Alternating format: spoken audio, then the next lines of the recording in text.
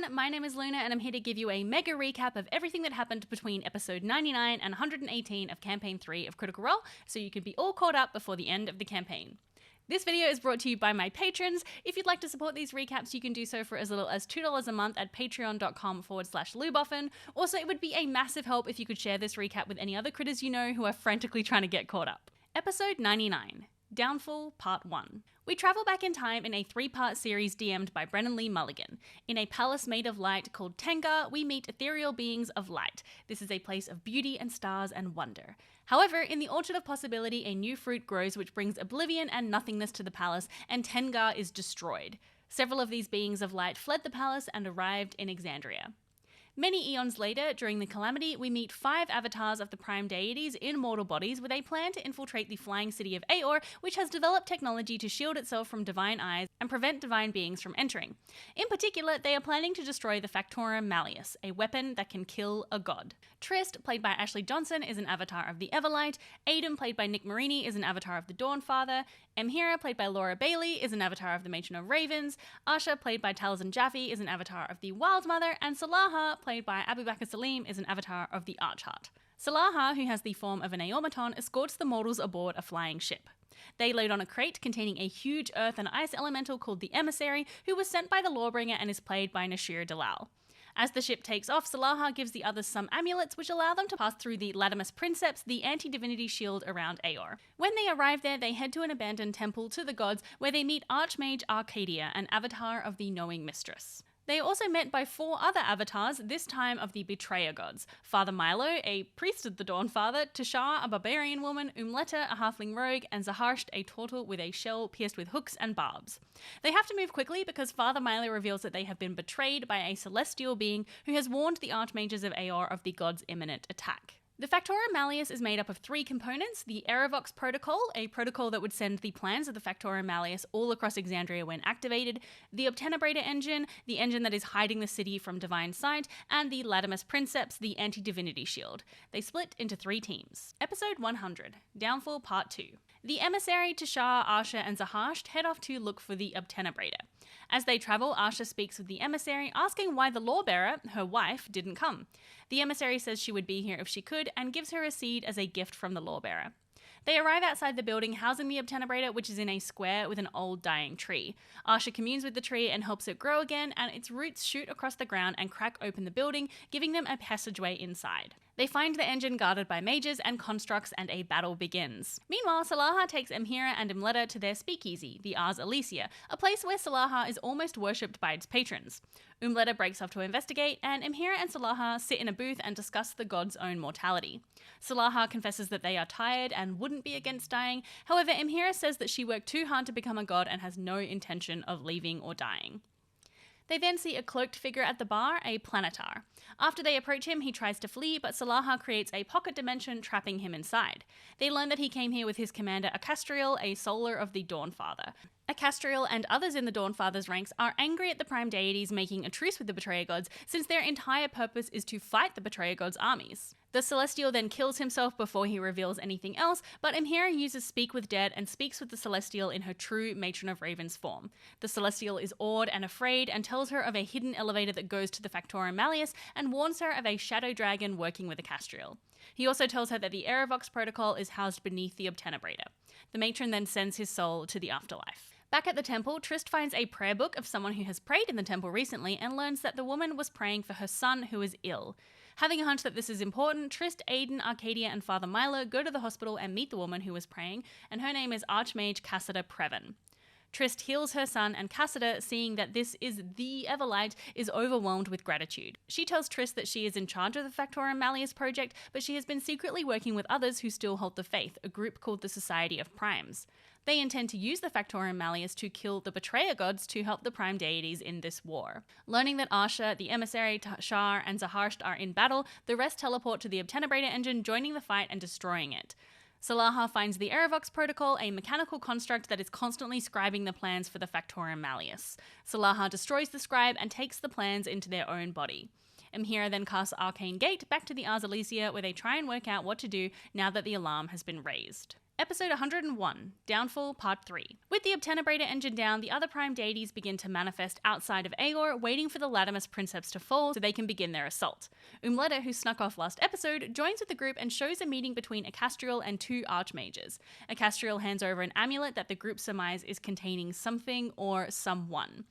They hear of the gods' attack and begin to activate the Factorum Malleus. As they are discussing things, Cassida realizes that the Prime deities don't actually want to kill the Betrayer gods, and this breaks her spirit and she becomes quite forlorn. After some pressing from the Everlight, Cassida says that there is one more place that holds the plans for the weapon, and that there are 3 people, including herself, who could rebuild it.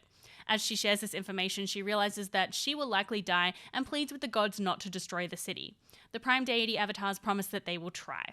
Arcadia takes Trist, Cassida, and Umletta to the Scrollbank where the plans are. However, when they arrive, Arcadia encourages Trist to go and join the fight with the other gods. Meanwhile, Emhira, Salaha, Asha, the Emissary, Father Milo, Zahasht, and Tashar head to the Factorum Malleus. The battle begins, and as the gods destroy more and more of the machine, they are able to access their true divine powers and abilities, powering up as the machine is taken down and casting off their mortal bodies. It is revealed that the Emissary is the last weapon of the gods needed to take down the Factorum Malleus and detonates his body to finally destroy it. During the fight, Asha manages to retrieve the glass amulet from the Archmages and senses one of her family inside, so she releases them. The Knowing Mistress appears, and the others realize that they have been deceived. Arcadia is not truly the Knowing Mentor. Arriving at the Scrollbank, they see that Arcadia is actually Asmodeus, and Father Milo was a facsimile. The Lord of the Hells holds the plans to rebuild the Factorum Malleus and declares his intent to use it against the Prime deities, but the Everlight destroys the scroll with a guiding bolt and the Lord of the Hells flees. As the gods assault the city from the skies, the Archheart releases the power they took in from the Aerovox protocol and sends the city crashing into Exandria. Heartbroken at their inability to save the city, the gods reunite and the matron ushers the emissary's soul to the afterlife. As they look at the destruction, the gods come to the conclusion that they need to leave Exandria or the violence will continue. Episode 102, Reconciliation. We cut back to Bell's Hells after they have just received this vision of Aeor's downfall. Ludinus feels even more strongly that this provides evidence that the gods need to be destroyed because they cannot abide their own creations having power. He says that he was a child when Aeor fell and he experienced the horrors of the calamity firsthand. Bell's Hells on the whole, though, say that they saw the gods to be flawed just like mortals. Imogen expresses her concern that since the gods made mortals, Predathos might want to consume them as well, but Ludinus dismisses this. The group continue to argue back and forth with Ludinus, who invites them to join his cause. He particularly focuses on Imogen and Fern, saying that they both have great potential due to their connection to Predathos. He also recognizes Delilah inside Laudna's body and says that they could work together again. He throws a gemstone at Laudna and teleports away. Delilah, seeing a chance for freedom, begins to control Laudna, forcing her to attack her friends. Bell's Hells begin to battle with Laudna, successfully beating her back down so that Laudna can take control of herself again. They examine the gemstone that Ludinus tossed and see that it is a soul anchor, meaning that something can be bound to it. Essex says that he may be able to help them use it to trap Delilah forever, and so they teleport back to his home in Brexentrum. Essex looks through his spellbooks and finds a ritual that they can use. Episode 103, Cages. Imogen and Laudna speak about the imminent ritual, with Laudna saying she is both excited and scared. She wants to be free and to work out who she is without Delilah. With Bell's Hells assisting, they place the soul anchor in Laudna's torso and surround her. As Essex chants, they all help keep Delilah at bay and protect Laudna until finally Delilah is trapped inside the anchor. Laudna tells Delilah that it's her turn to be a puppet. With the ritual done, Laudna tests her abilities and finds that she's still able to access her powers from Delilah, but Delilah no longer has any control and feels distant. Imogen and Laudna kiss, and the group all celebrate with a game of what the fuck is up with that, focusing mostly on Breus. He shares that he used to belong to a temple of the Platinum Dragon in Zadash, but he was excommunicated for failing to stop vandalism by a goblin and a tiefling, and his family cast him out. After a long rest, they teleport to the Exandrian Accord's camp in the Hellcatch Valley, but find it in ruins as the Vanguard launches an assault. Imogen contacts Keyleth, who informs her that she's currently in Vasselheim, so Essex teleports the group there. Entering Vasselheim, they learn that the city experienced something called the Dark Bloom, an event where the centuries of dead buried in the tombs below the city rose up and started causing chaos in the city. The tombs have been sealed off for now, but there is still an air of death in the city. They arrive at the Platinum Dragon's sanctuary and see a meeting in progress between leaders of the different nations and factions of Exandria. They also see Pike Trickfoot and meet her friend Grog Strongjaw. Episode 104, The Cradle's Convocation. The leaders and the surrounding people in the council room argue about a strategy for dealing with the Vanguard and the Bloody Bridge, and Keyleth projects an illusory vision of the Weave Mind terraforming the landscape around the Malleus Key to build a fortress. She says that they have to come to an agreement as people are dying while they argue. She then brings forward Bell's Hells, and they share what they have learned on Ruidus, calling on the Accord to ally with the Volition. The Accord still cannot agree on a plan, and so it is agreed that the meeting will reconvene the next day, with everyone bringing forth their idea for a plan and strategy. Keyleth takes Bell's Hells to the Birth Heart, an enormous tree that is sacred to the Wild Mother, and says that while she has met many gods, the Wild Mother is the only one that she feels a connection to. As they walk through this outdoor temple, Aram feels Seedling beginning to fill with energy, so he reaches out with it to the Wild Mother. He is transported to the Wild Mother's domain, where she shows him a vision of Predathos' arrival to Exandria and how it consumed 2 gods, as well as the moment the gods and the Titans trapped Predathos in a part of Exandria and sent it into the sky. Aram pledges to help and protect her and the gods, and she gifts him with a reunion with his husband Will, who tells Aram to be happy and to move on in life. The vision ends and Aram's sword Seedling has been exalted by the Wild Mother and is now a relic of the Red Solstice. That evening, inside the Birth Heart, the group settle down to rest. They play Spin the Bottle, and Fern and Ashtun continue that into the night. The next morning, at the Trial Forge, they meet with Keyleth, Vexalia, the Bright Queen, Allura, Oathbreaker Groon, and Eva Roa, who tells them that the Vanguard have been tunneling through the Prime Pillar towards the Hallowed Cage, the place where Predathos is trapped and sleeping. The group come up with their plan. Vox Machina will bring down the Malleus Key, the Mighty Nine will take on the Weave Mind, and Bell's Hells will infiltrate the Hallowed Cage. As they leave the Trial Forge, Imogen finds herself in a dream of a red storm, which fades as her mother calls her name. Episode 105, Gathering Legends. Liliana tells Imogen that Ludinus has sent a simulacrum to see the Unseelie Court in the Amethyst Gulch Sierras in the Feywild, as apparently they have not been as involved as they should be in the Vanguard's plots. She also says that Ludinus wants her to project the vision of Aor's downfall from a leyline nexus, but she is holding him off as long as possible. The group arrive at the Platinum Sanctuary again, where Vexalia presents their plan to the Accord. The Accord is wary though, not knowing anything about Bell's Hells, who speak of their commitment to the cause and the things they have achieved already, and Keyleth vouches for them, giving them all titles. Lady Fern Calloway, Fey Scion of the Ancient Flame, Lordna, Veil Mistress of the Shadow Tree, Ashton, the Reforged Hammer of Paradox, Chetney Pocopi, High Hunter and Lupine Paragon, Dorian Storm, Master Muse and Son of the Wind, Imogen Temalt, Exultant Hope of the Red Storm, Aram of the Ereshari, Saviour Blade of the Tempest, and Brea's Doomseed, Nascent Might of the Platinum's Call. The Accord then agree to their plan. After the meeting, Dorian spots his father, Zero Wyvernwind, in the crowd, and the two share an awkward reunion, but embrace each other when speaking of the death of Cyrus. Zeru, while afraid of a similar fate befalling Dorian, says he knows Dorian can do it and gives him his sword, Gamble-Cleft the Vortex Blade. Chetney is then approached by a scale-bearer of the Platinum Sanctuary, a gnomish man called Wayland, who is a huge fan of Chetney's toy-making work, revealing that collectively his fans are called the Sea Poppers. He invites Chetney to come see his collection of Pockabee toys and furniture. Breas is also approached by Highbearer Vord, who did not believe his story when addressing the crowd. Breas explains that he did lie, but Pike intervenes and tells Vord that everyone deserves a second chance. Vord agrees and gives Breas some armor of the Platinum Dragon. Chetney then approaches the Bright Queen, asking if she has anything she can give the group to aid in their mission, but the Bright Queen is much more interested in Ashton and the dunamantic power that they appear to contain. The Bright Queen says that if Chetney brings Ashton to her, she will reward him. Later, Ashton approaches the Bright Queen himself, and she gives him some advice about controlling the dunamancy. Bell's Hells have a few days before the Exandrian Accord's plan begins, so they decide to try and intercept Ludinus's meeting with the Unseelie Court and see if they can disrupt it or sabotage it. The group then go with Chetney to Wayland's house, which is filled to the brim with original Pockapee toys and furniture, and he invites them to stay. Episode 106, Unseelie Interrupted. That evening in Wayland's home, Imogen messages the Nightmare King, who is currently in Crevirus on Ruidus, and invites him to join their excursion to the Feywild, and he agrees. Fern attempts to steal a highly collectible Pockabee wooden egg, but Wayland catches her and she apologizes. In the morning, after Chetney promises to Wayland that he will attend PopCon after the mission, the group head back to find Keyleth. She teleports them to the Feywild, where they head to Ligament Manor. Ira meets them there, and there is some flirtatious energy between him and Nanamori, but Breas also steps in and flirts as well. Nanamori then creates some spectral Fey mounts for the group, and they head to the Amethyst Gulch Sierras, the abandoned city of Provenir. There they see the Unseelie have set up in a temple of the Archheart. After taking out the guards around the outside of the temple, they sneak in and hear Ludinus berating the Unseelie for not partaking in other Vanguard missions, and the emissary of the Unseelie court says that he will pass on Ludinus's concerns. Hoping to prevent this message from being delivered, since it is beneficial for the Unseelie to stay fractured from the Vanguard, Laudna casts Animate Object on a statue of the Archheart, and Fern casts Transmute Rock on the pillars holding up the temple before being seen by Gloamglut. Episode 107, Under the Archheart's Eye.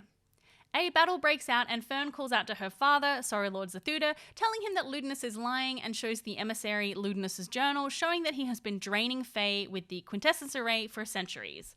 Zathuda says that he knew all of this already and that they will deal with Ludinus afterwards, saying that he hopes Fern can be the vessel for Predathos. The groups are unable to come to an agreement though, and the fight breaks out again.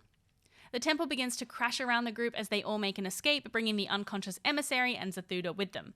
Everyone gets out except for Breas and Imogen, who are trapped under the rubble. Bell's Hells try and dig them out, but as they do, the temple magically reforms to reveal Breas and Imogen unhurt inside. The statue of the Archheart then turns and regards them, and Matt leaves the table to make way for Abubakar Salim, who plays the Archheart. The god takes Bell's Hells to their realm, where they propose a plan. The gods are not all agreed on what to do about Predathos, but the Archheart is ready for something new. They ask the group to try and take control of Predathos and use it to chase the gods away from Exandria. It's the only way to stop the cycle of violence between the mortals and the gods. The Archheart says that the other gods want to bring down the Divine Gate and intervene, however all the gods need to agree for that to happen, and the Archheart and one other god are the only dissenters. The group discuss whether Predathos can even be controlled, and the Archheart gives them a ring to help in the coming adventure, telling them to do what they believe is right. Episode 108, Looming. They arrive back at the temple finding no time has passed at all. They have an unconscious guard, the emissary, and Zathuda to deal with. They attempt to use Modify Memory to put on a deception that the battle is still ongoing, however after several attempts it doesn't work and they knock them out again. However, during this commotion, Zathuda snuck out of the temple, the group chase him down through the city, and Orim delivers the killing blow. As he dies, they hear a scream from Gloamglut, who is flying above the forest, and Gloamglut returns, but Fern manages to win him over by using some of her blood, which is also Zathuda's blood. Gloamglut flies back with the group and the body of Zathuda and the unconscious guard and the emissary. Once they arrive at Nanamori's house, she puts Zathuda's body into the loom, a device which flays and strips his body into thousands of tiny pieces, which are then weaved into a tapestry showing Zathuda's face, and his spirit is somehow trapped there. Fern speaks with Zathuda, who tells her that he still hopes she will become the vessel. He also tells her that Gloamglut can be bonded to her with a blood ritual, and mentions that exaltants have been going missing. Lastly, he tells her of the Ruidian army they will face and the creatures it is made up of. Nanamori then modifies the memory of the Unseelie guard so that he remembers Ludinus turning against them and sends him back to the Unseelie court. However, the emissary is too strong, so Nanamori turns him into a living topiary for her garden. That evening, as they rest, the group discuss the Archheart's proposal, but are unable to come to an agreement about what the right thing to do is. Breas seeks out Nanamori, and the two bed down together, while Fern and Ashton cuddle with Gloamglut. Episode 109, A Test of Fate. In the morning, Fern tells Gloamglut he can choose to stay or go, but she would like to be able to find him again. He gives out a coughing bark sound, like a call, which she imitates, and she then ties one of her ribbons around his leg. Gloamglut takes off into the skies. The group convene for breakfast with Nanamori and Fern's parents, Birdie and Ollie, and they discuss the Matron of Ravens, who Mori does not get along with since she likes to interfere with the threads of fate. After breakfast, Bell's Hells use the Quintessence Array, with Dorian taking in the power of the Harp of Valor, receiving a permanent advantage on performance checks and advantage on rolls until his next long rest. Nanamori then opens a portal for them back to Vasselheim, and they decide to head to Raven's Crest, the temple of the Matron of Ravens, since they suspect she is the other god the Archheart spoke of who wants to leave Exandria. Inside, they are greeted by Levitel and the Coven of the Veil, who direct them to the pool of blood in the temple. The group wade in and all let go, drowning themselves in the blood. They awake in the Matron's domain, which is a vast expanse of dark blood and numerous golden threads in the air, and she's quite dismissive of them, calling them scared and aimless, and conjuring figures of Liliana, Opal, and Vespin Chloris, the archmage responsible for bringing the Betrayer gods into Exandria and kicking off the Calamity. The Matron instructs Bell's Hells to prove their worth, and a battle begins. After Bell's Hells take out these three figures, she is convinced of their abilities. She then confirms that she is the god the Archheart spoke of, and she believes that once the gods leave Exandria, its natural cycle will re-establish itself, that there was a way before the gods arrived, and that this system of the afterlife is a structure put in place by the gods. She also shares how she became the god of death. She communed with the previous god of death over many, many years, and eventually he chose her to be his successor, helping her to create the ritual of seeding and ascend. She gifts the group her mask to help in the fight to come, and tells them that to free Vax they have to remove the beacon from the Malleus Key. They are brought back to life in the temple, and they wade out of the pool of blood. Episode 110, In the Shadow of War. Belle's Hells leave the temple and message Keyleth, who says she is not currently in Vasselheim, but she is looking for a member of Vox Machina who hasn't been heard from in a while. She directs the group to Allura at the Platinum Sanctuary, and when they arrive they bump into Captain Xandis, who has become a skyship captain for the Exandrian Accord's forces. They also meet Allura and debrief her on what happened in the Feywild. She says that their plan is being enacted soon, and the group will meet the Mighty Knight at the backdoor portal to Ruidus and travel there with them. The group split up to gather some supplies, and Ashton, Lordna and Fern head to the inert Titan in the middle of the city. They ascend up it until they come to a chamber in the center, where Ashton turns into their elemental form and sinks into the stone, communing with the spirit of the Titan. They are shown an image of a hand reaching out of the ground holding a green eye, which shows visions of the chaotic world that existed before the gods, a cycle of destruction and recreation. The group then meet up again outside the Platinum Sanctuary, where they are approached by Sky Sybil Miram, an important figure of the Kryn dynasty. She gives them a sphere of dunamantic restoration, which can instantly grant the benefits of a short rest. They then meet with Orym's sisters Maeve and Leda, who teleport them to Lake Umumu, where they meet the Mighty Nine. Episode 111, The Nine Hells. It's a rather chaotic episode, as all the players, except for Robbie, are playing two characters. The two groups get to know each other a little bit, and Beth is quite taken by Breas, but has to resist due to her love of her husband. Breas then realizes that Jester is the one who desecrated his temple and confronts her, but she disarms him with her charm, and the two come to a truce. Jester sends a message to Susie Green, Breas' sweetheart, who left him when he was forced to leave the church, and Susie is understandably very confused and not sure what's going on. The group discuss what dangers lie ahead, and the Ashari make a path for them to take the portal in the lake to Ruidus. They teleport to the Jagged Edge in Kraviris, where they meet Zesh, and Caleb conjures his magical tower for the group to rest in. As they rest, they all take part in different conversations, and Caleb encourages Orym to confide in his friends about his feelings. Dorian and Yasha play some music together, Breas and Caduceus discuss religion and faith, and Caleb reveals that he is a sea popper. That evening, Dorian finds Orym, and the two confess their feelings for one another and hold each other through the night. Episode 112, Assembling Legends. In the morning, Belle's Hells and the Mighty Nine enjoy a breakfast inside Caleb's tower. Ashton then uses the Quintessence Array to take in the power of Zethuda's sword, gaining a permanent boost to their dexterity and extra fire damage on a melee attack every short rest. They risk the array breaking by using it again, with Orym taking in Odahan's blade, also getting a permanent boost to his dexterity and extra force damage on attacks against prone creatures, and luckily the array does not break. They contact the leader of the Volition, Rashina, who says the Volition are planning a detonation and the group should find Gaz. They then make their way through Kraviris under a seeming spell from Caleb, and they see that most of the population is heading out of Kraviris for transference to Exandria. They move past a garden that has a shrine to Exandrian things, and Orym spots Plane Rider Rin's statue, so working with the Mighty Nine they manage to get to her so Caduceus can cast Greater Restoration. She panics and immediately teleports away, and Imogen messages her to explain what happened. They trust that she will be able to get back to Exandria and continue on. They meet up with Gaz and learn that his mind has been permanently affected following an attempted assassination attempt on Imogen's mother, Liliana. It's agreed that the Mighty Nine will attempt their infiltration of the Arxcreunum with the Volition's detonation to give them a better chance. We then rewind time and join Keyleth, Grog, Vex, and Pike as they begin to track down the other members of Vox Machina. They decide to bring along Sokonos, the leader of the Fire Ashari, who is played by Robbie Daymond. The group teleport to Whitestone, where they meet some of Vex and Percy's children, along with Percy. They discuss how they've been unable to reach Scanlan, so Pike sends him a message and learns that he is in Wildmount. Keyleth scries on one of Scanlan's companions and teleports the group there through the Sun Tree. Meeting up with Scanlan, they find him to be rather changed, as he has cast true polymorph on himself and his companions, turning them all into centaurs for a cross-continent road trip. Scanlan is reluctant to leave the road trip, but agrees to come with Vox Machina to try and save Vax. Episode 113, Assault on the Malleus Key.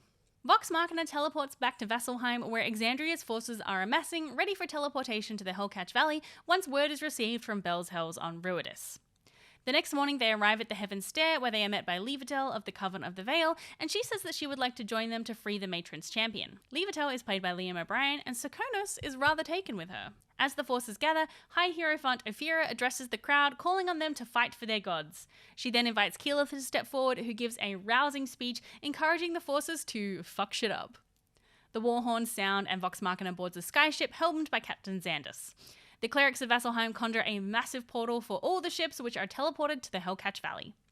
As they fly over the Malleus Key fortress, siege weapons fire into the sky, hitting a close-by skyship. Captain Xandus and Vox Machina coordinate to save the crew and troops on board before Vox Machina leap off the side, aided by a featherfall, into the heart of battle. On the ground, they are surrounded by multiple towers with glass orbs on top, which power up as a huge image of a Weavemind appears in the air, and Vox Machina destroy one of the towers to disrupt the projections. Two huge Vidulch burst out of the ground and join the fray, but help appears in the form of Opal and the Betrayer God's forces. They take out the Vidulches and dash towards the Malleus Key. Episode 114, Fight for the Bloody Bridge. Vox Machina take on the forces surrounding the Malleus Key, including Shrikes, Thought Eaters, Juggernauts, as well as Vanguard soldiers.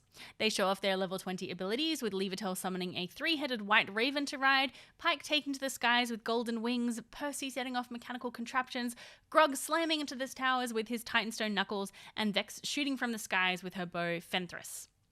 Another Vidulch enters the field, this time ridden by the leader of the Ruidian armies, Sunder King Ozo Kruth, and a massive Baneworm. Levitel approaches the Malleus Key and calls upon the Matron of Ravens with divine intervention, cracking it open and exposing the beacon within. Scanlan uses Scanlan's hand to pull the beacon out of the key, and the bloody bridge powers down, releasing the ley lines of Exandria from their fixed state. Ozo Kruth slashes into Vex with frenzied wrath, killing her, but Pike is able to bring her back with a divine intervention from the Everlight. Keyleth transforms into an air elemental and flies up to the Vax orb, pulling it out with her roiling winds, and Vax is freed to join his friends. He immediately starts taking out Vanguard soldiers, and the party finish the two massive creatures and Ozo Kruth. It's an emotional reunion with Vax, who seems somewhat distant and unsure. They ask if he cannot just leave the matron's service, and he says that he wouldn't want to, even though he does want to be with them. Vax then hears the voice of the matron telling him that he can take this one night with his friends, and the group teleport back to Whitestone. Episode 115, To the Arx Creonum.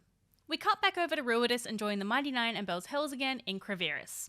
The two groups discuss what awaits them and Ludinus's plans, and Veth and Yasha have an in-depth conversation about their sex lives and how they keep things fresh.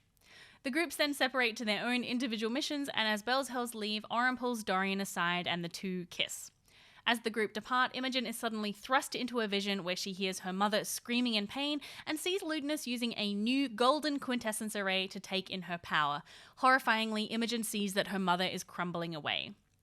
Gaz and Rashina brief the Mighty Nine on the detonation, telling them that they will be firing grappling lines into the Prime Pillar to travel up and plant the explosives. The Mighty Nine can use these grappling lines to get there as well. Veth joins the demolition team and goes ahead to set the detonations, which cause a massive explosion, sending a huge portion of the Prime Pillar sliding down into rubble and leaving a massive hole into the Arx Creonum. After some very poor rolls, leading to a lot of cable snapping and harness breaking and general shenanigans, the Mighty Nine get to the Arx Creonum, where they do battle with the Weavemind's forces, assisted by Gaz.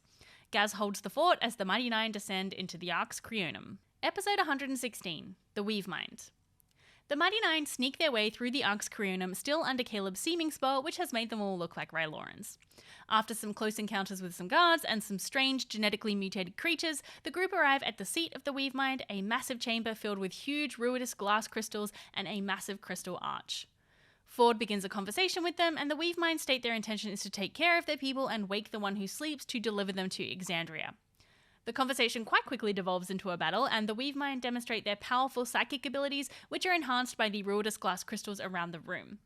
The Weavemind are also connected and share damage amongst them, but the Mighty Nine quickly realize that by taking out the crystals, those abilities are diminished, and Caduceus uses divine intervention, calling on the Wildmother to make it easier to destroy them. The party use a variety of high-powered abilities and spells, like Caleb using Time Stop to get several extra turns, and after a long combat, the Weavemind are defeated. Episode 117, Race to the Ruidian Core.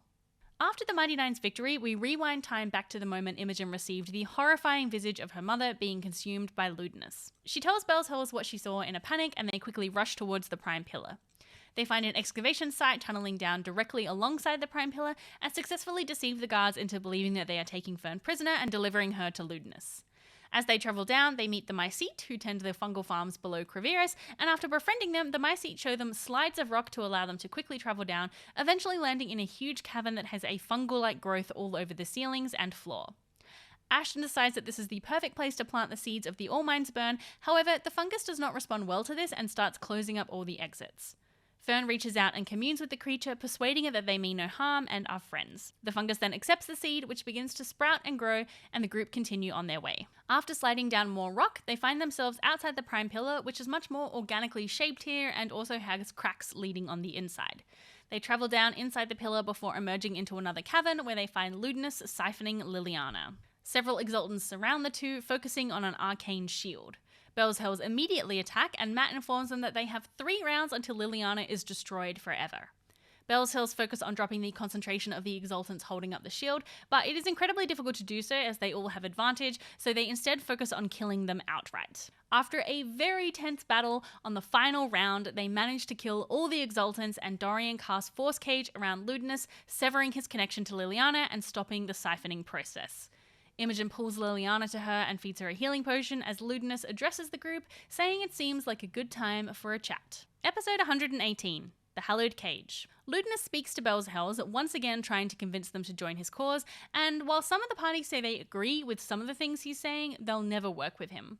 As they talk, Chetney sneaks off and discovers another opening in the prime pillar that is blocked by several layers of divine shields, the Hallowed Cage itself. Breas also moves away from the group, praying to the Lord of the Hells for guidance. The Lord instructs him to make sure Predathos is not freed, but if he is, to bend the vessel to his will in favour of the Lord of the Hells. He promises Breas the home and family he's always wanted if he does. Oram suggests to Ludinus that if anyone is going to become the vessel, it should be one of Bell's Hells, and Ludinus says that he would be open to that, but would accompany them to ensure that they follow his plan. However, Imogen quickly misty steps towards the pillar and starts running, determined to get to the barrier first. Ludinus then teleports out of the Force Cage, arriving at the barrier first and beginning to focus on getting through it. He casts a 9th level Ravenous Void in the middle of the cavern, kicking off combat. The Void keeps sucking in Bell's Hells, but they manage to work around it, focusing their efforts on attacking Ludinus in the back of the neck, where there is a weak spot due to the many centuries that he has used the Quintessence Array. The group are also joined by Ira, the Nightmare King, who has been wanting his revenge against Ludinus. Eventually, Oram gets the killing blow. As he dies, Ludinus asks him to continue his work and do what must be done. As the group examine the body, they realize that Ludinus fashioned a spell which would relay his soul when he died, so there is a possibility Ludinus will return again soon. With this, Bell's Hells decide that they have to move on and see what is in the Hallowed Cage, because even if Ludinus is completely dead, too many people know about this place. Imogen and Fern push through the barrier, opening it for the others, and entered the Hallowed Cage. Inside, they find Predathos as a soft teal light, which says that it's hungry and wants to eat. The group try and reason with it, but it's solely focused on consuming the gods. Seeing no other option, Imogen reaches out and embraces Predathos, becoming the vessel and transforming into a new form. And with that, the episode ends, and we have to wait and see what happens next, and what will become of the gods, but more importantly, what will become of Imogen. Of course, we're not sure right now when the next episodes will air due to the wildfires happening in LA right now, so I'm just really sending so much love and support to everyone who's been affected. It's very scary. Of course, the safety of everyone is just far more important than any new episodes. I've put some links in the description to some resources as well as some organizations that are in desperate need of donations, so if you're able to give anything, I really encourage you to do so. And if you want somewhere to chat with other critters while we are waiting, you can jump into my Discord. There is a link for that in the description. Hopefully I will see all of you soon. Bye!